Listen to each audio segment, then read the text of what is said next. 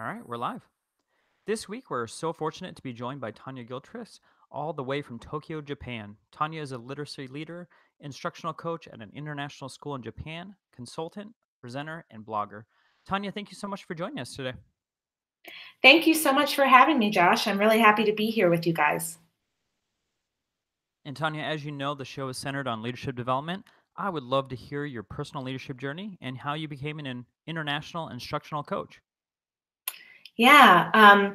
So I started off in the United States. That's where I'm from. And I always knew I wanted to be a teacher. So I definitely wanted to be an educator, even from a very young age. I think it was probably third grade when I first really felt like I wanted to be a teacher, and that stuck with me. So I went to university and got a bachelor's in education, and then started teaching in Virginia. That's where I'm from, and I taught there for several years. And I think what led me into leadership, honestly, was just my passion at first for the content I was teaching. So I've always had a passion for reading and writing and literacy. And so I was only in my second year of teaching when I got promoted to being a curriculum coordinator and department head. So right away that gave me a leadership opportunity, and I immediately just enjoyed being able to help others, like go beyond just my classroom and help other people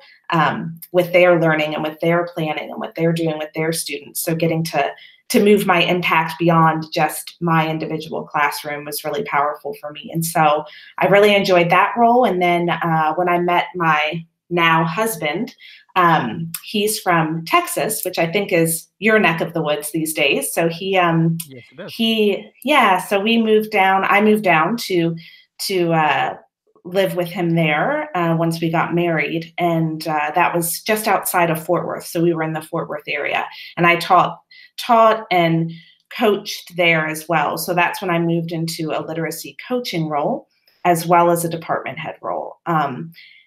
And so then I really latched on to that, and that's become a true passion of mine, because then it wasn't even just helping beyond my classroom with curriculum planning and content planning, but it was actually helping teachers in their rooms, in the nitty gritty of it all, helping them enhance their best practices and helping them with strategies hands-on in the classroom with their students. So that's been an incredible work for me. And it was, I guess, after 4 years in Texas that we decided to move abroad. And we first went to Thailand, and I served as a coach and teacher there. I also still taught some courses there. And that's also the role that I'm in now in Japan, where my role is split, where I'm a literacy teacher within our middle school. And then I also teach a few courses of grade 6 and grade 8 language and literature. And I've enjoyed that, going back to the split role, because for a while before I moved abroad, I was just a coach.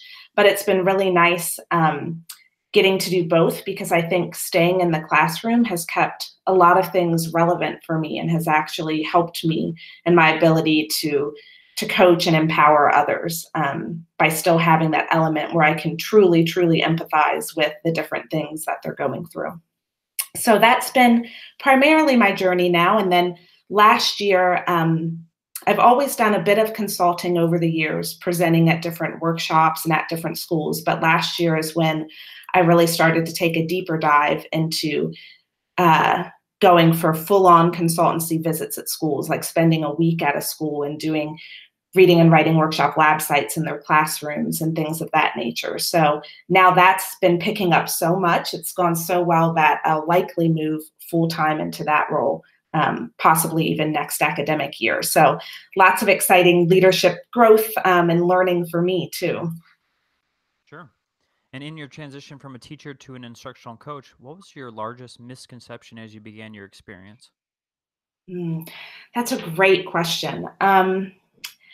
I think probably my biggest misconception was probably thinking that I was so excited to move into that role. And so I think I kind of had a little bit of rose colored glasses on, that it would immediately just be fantastic. And I'd be able to just dive in and make huge differences immediately in the classrooms that I was working in with the teachers I was coaching. But what I quickly learned was that it's really all about relationships, and that relationship establishment, especially as a coach. I think it's relationships matter across the board, but I think especially in a coaching relationship, you really need to form that bond where the teacher knows that you're not there as their judge or their evaluator. You're really there as their partner. You're there to listen. You're there to ask reflective questions to help them. Like, the real goal is to empower them, and that takes trust, and that takes building a relationship. So I think I needed to learn, when I first began coaching, I needed to learn to slow down and really focus first on relationships before diving into trying to, build on certain skills and strategies and do all these different things in the classroom. I needed to keep the relationship first. And in your leadership experience, which skills were the most difficult to develop? Hmm. I think the skills that were probably most difficult to develop for me as a leader is trying to move past, and it almost sounds a little contradictory, because I was just saying relationships matter, and they do, but also when you're in a leadership role, there are times when you have to make tough decisions, and you really have to dig deep and stay true to your principles. And that could be very challenging and a hard thing to grow if you're also the type of person where you want everyone to be happy, and you want to please everyone. Like, that's your goal. But at the same time, you're challenged by the fact that you can't always please everyone. And you have to have some core principles that you stand for. And I think for me, it was hard at first to develop that sort of strength of knowing and trusting myself and trusting my principles, and even at times when maybe others didn't agree, knowing that you have a strong foundation that you're standing for, and that it's about standing for those principles rather than always making everyone happy, that there's a balance there. Hmm. And as an instructional leader, how do you help your teachers grow in their knowledge and teaching strategies? Mm. So I think helping teachers grow, I think number one, as we've mentioned, establish a relationship with them, establish trust, because you really can't. It's sort of the same for many listeners out there who are leaders now, but have also been teachers in their past, or maybe are still a teacher right now. The same thing that we want for the students in our classroom, the same best practices that we know there are for our students. It's the same, I think, in a teacher-coach relationship, or in a teacher-administrator relationship. And that, we want to empower our teachers to where they have these skills on their own, that it's not really about this new latest teaching buzzword or strategy that we're giving them. That's not what it's about. It's more about empowering them with skills that they can use in multiple contexts, just as we do with our students. And so I think another big piece of that too then is still ensuring that teachers know they have agency and autonomy in the way they use those skills. So thankfully, there's a lot of talk now about student agency and learner agency, and that's super important and powerful. But I think we also have to remember teacher agency too, and that if we really want to empower our teachers, we can coach into the skills, the deeper skills, but we need to remember to open up breathing space for their creative thinking and their the way that they want to use those skills, so that there's still some choice and voice and ownership there. And I think through doing that, through giving them that space, that's where purposeful risk taking can thrive. That's where innovation can thrive. That's where growth can thrive, rather than keeping them in just like a vacuum of control. Control isn't really going to lead to growth, but if we build trust and respect and agency, then there's a lot of room for growth. And as a leader, what is one area you want to change in education? Oh, just one, Josh? Yeah, I mean, we only have so much There's a time. lot. Yeah, so um, yeah, I mean, there are many things that I think need to grow. If I had to zoom in on one, I think one that's been on my mind a lot lately is assessment. I feel like we've done a lot of powerful work in the world of education with innovating the way we teach and our teaching practices and innovating our classroom environment and all these different things. But assessment still feels very outdated, that it has not innovated along with the teaching and along with the classroom environment. So it's like now we still have this assessment piece that doesn't at all mesh with the inquiry and agency and skill-based learning and all the and conceptual understandings, all these things that we're doing in the classroom are not aligning with this outdated assessment that we have. So I think focusing so much on standardized tests or even just one type of assessment, one type of test, and a lot of times the tests are still totally just aligned to testing just the content and not really looking at the skills. So we know that it's really important that our learners are developing skills that they can use to approach their learning in any context and any time in their life, yet we're not really helping them progress and assess by assessing those skills. Instead, we're still just assessing content in a very limited way. So I'd like to see more innovation and change in assessment for sure. Definitely. And so, with the addition to change and innovation, you're going to have staff members who believe they are exceptional at their craft and they don't want to change. How do you create that culture of growth? That's a big question and a really important one. I think to create the culture of growth, there's a few things. I think, again, and I'll be a broken record, but I think do whatever you can as a leader to establish true relationships with your staff because they're going to be so much more open minded um, when they respect you and you respect them. So I think, especially if you're a leader just starting off at whatever your leadership role is with the people you're working with, really work hard at the beginning of establishing that role to also establish relationships. That's number one in my book.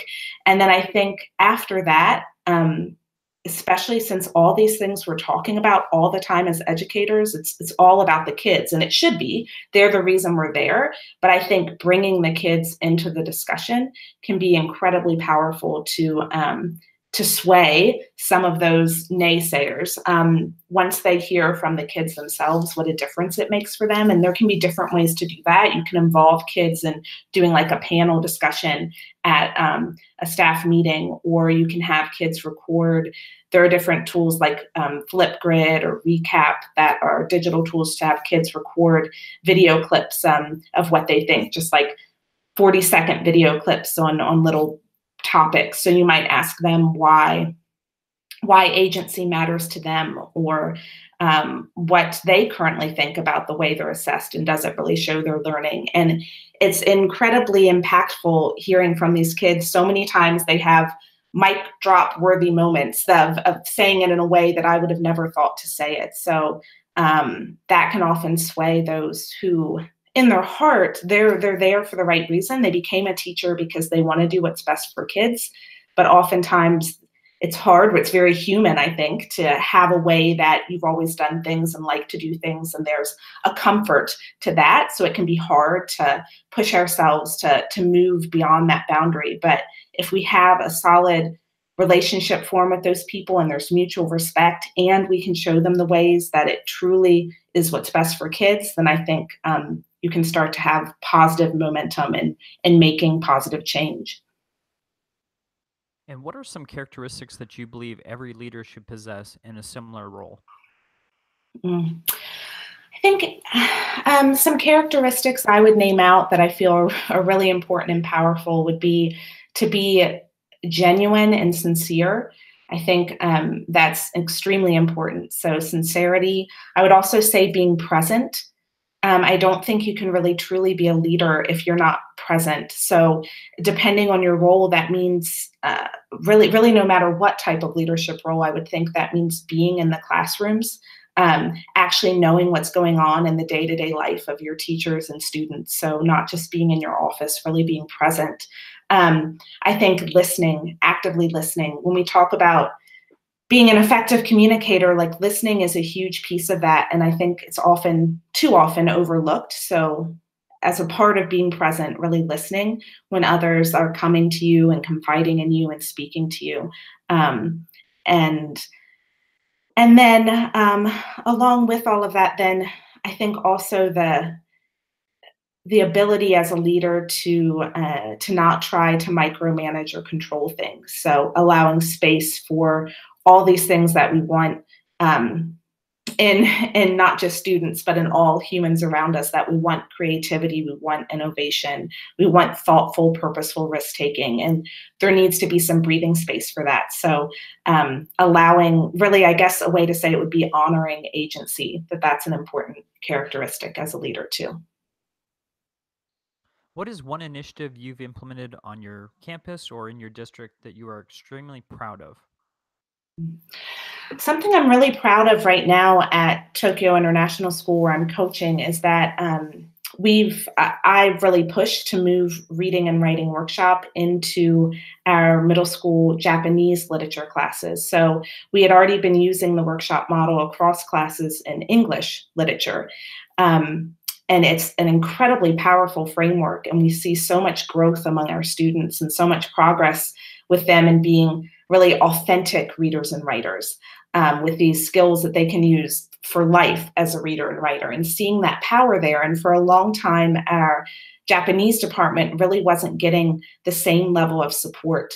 And I just didn't think that that was just. So I worked to be able to open up time in my coaching role to be able to go into the Japanese literature classes and coach them as well. And although I live in Tokyo, I've only lived here a few years, so I am not fluent in Japanese, but that to me, that's made it even more powerful to show that these skills are transferable.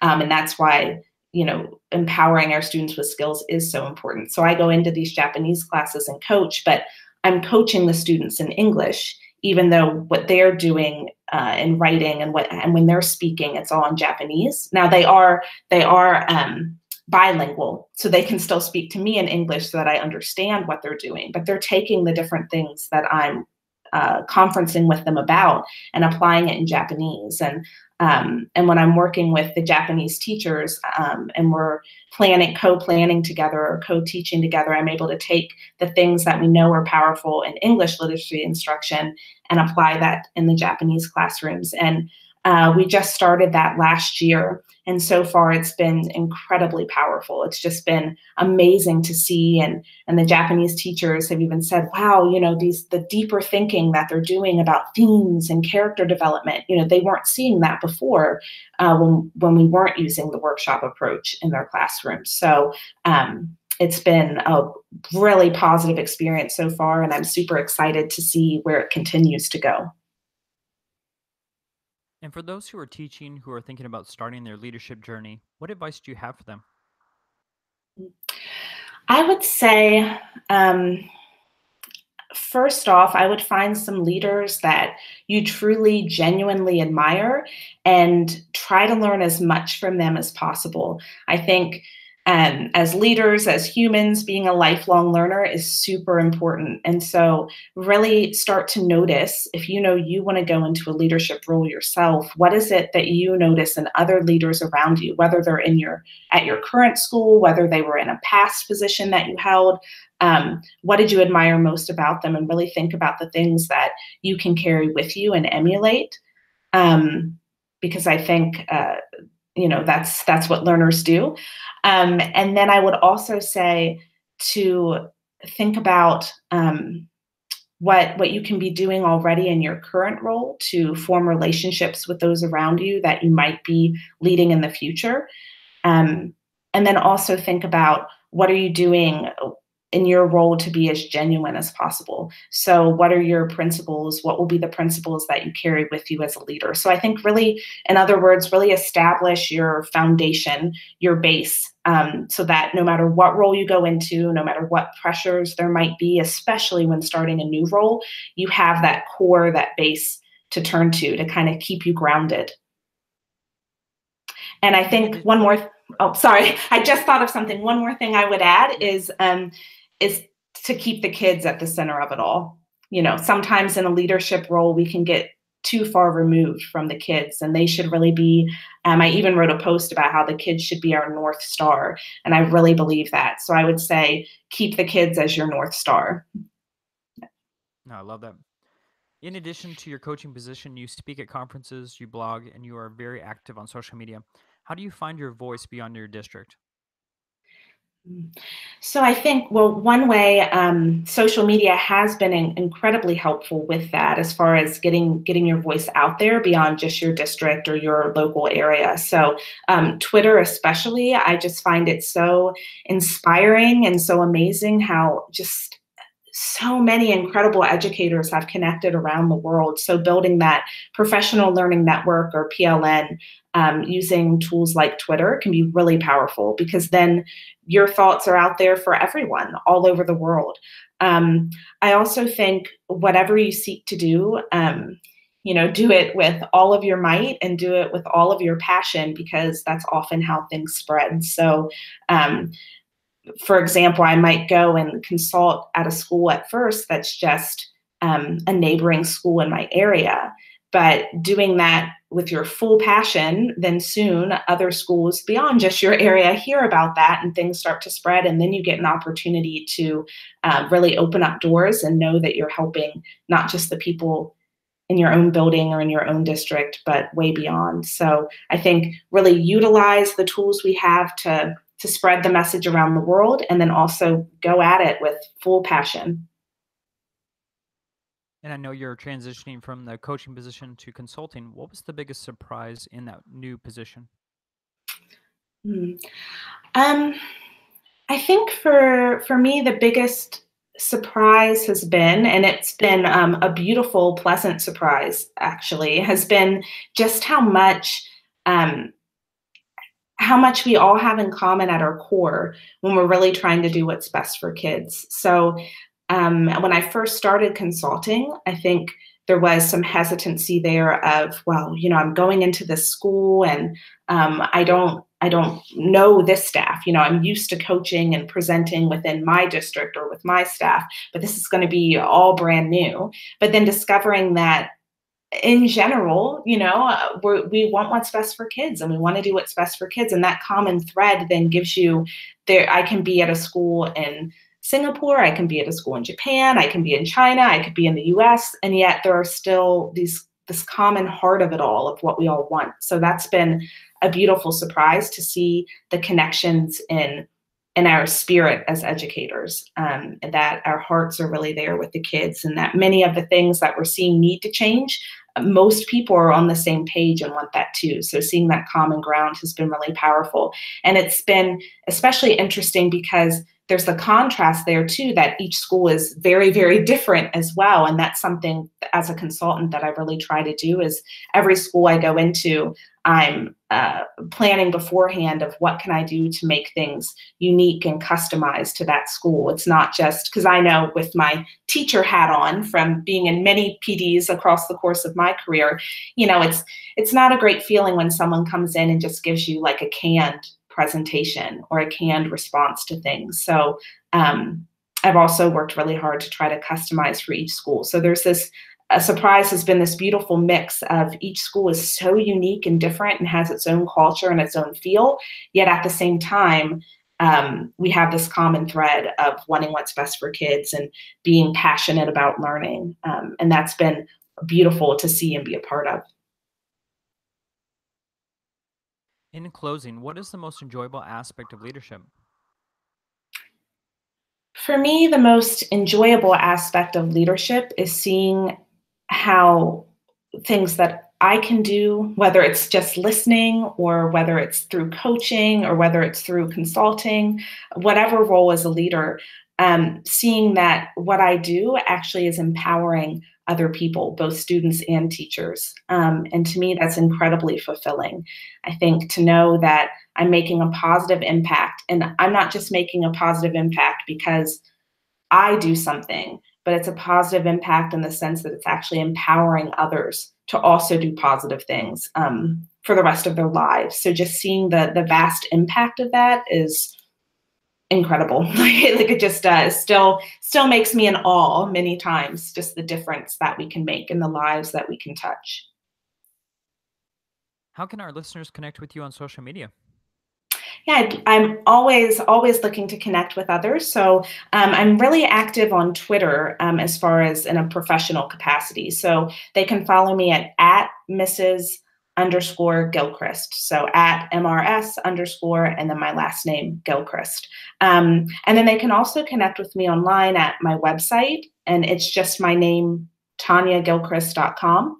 And I blog there pretty regularly, and there's also information there on how to contact me if schools want to connect for consulting or online coaching, things like that. Please continue to check out the Aspire podcast on SoundCloud and iTunes and share your ratings and reviews. Don't forget to use the Aspire Lead hashtag as you continue the conversation on Twitter. Tonya, thank you so much for being on the program. Thank you so much for having me. It was a true pleasure.